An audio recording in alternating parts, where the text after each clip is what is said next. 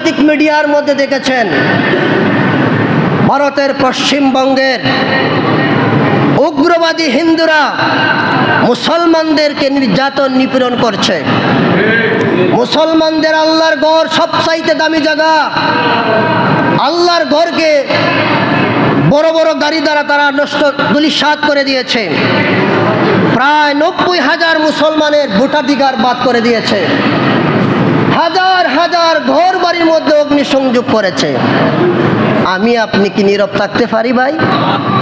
ভারত সরকারকে আমরা জানিয়ে দিতে চাই, হবিগঞ্জ শহরস্থ মদনগর তাওয়াক্কুলে যায় মসজিদ থেকে শত শত যুব সমাজ মুরব্বীদেরকে সাথে রেখে এই ঘোষণা দিতে চাই, ভারতে যদি মুসলমানরা শান্তিতে নিরাপত্তায় না থাকতে পারে, তাহলে আমার এই 56,000 বাংলাদেশও কোনো হিন্দুর শান্তিভাবে বসবাস করার অধিকার নাই। আমার এই সোনার বাংলাদেশে চাকমা, মারমা, সাঁওতাল, গারু, বৌদ্ধ, খ্রিস্টান, ইহুদি, হিন্দু যা আছে, এই 56,000 বর্গ মাইলের মধ্যে আমার 32টা দাঁতের ভিতরে জিহ্বাটা যেভাবে নিরাপদ, অন্যান্য ধর্মের অনুসারীরা আমার এই সোনার বাংলাদেশে তারা নিরাপদ। এর প্রত্যাশী অচিরেই গাজওয়ায়ে হিন্দ, আমাদের কোনো পারমাণবিক বোমার দরকার হবে না। আমাদের একটাই শক্তি, ইমানের শক্তিতে আমাদের বিজয়ের পতাকা। গাজওয়ায়ে হিন্দ যখন হয়ে যাবে, ভারতের নরেন্দ্র মোদী জানিয়ে রাখা দরকার যে আমরা গাজওয়ায়ে হিন্দের মধ্যে ইসলামের পতাকা, বিজয়ের পতাকা, অবশ্যই অবশ্যই মুসলমানদের জয় হবে।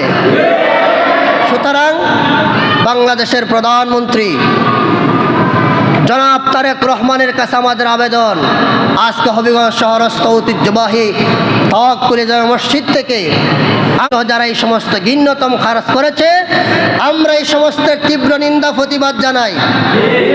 হাত তুলে বলেন, তীব্র নিন্দা প্রতিবাদ জানাই। আর বাংলাদেশের পার্লামেন্টের সকল মেম্বারশিপ সদস্যবৃন্দদের কাছে আমাদের অনুরোধ, আপনারা জাতীয় সংসদ চলমান, আপনারা আপনাদের সংসদ থেকে তীব্র নিন্দা প্রতিবাদ জানান। আমরা রাজি আছি কিনা নাই?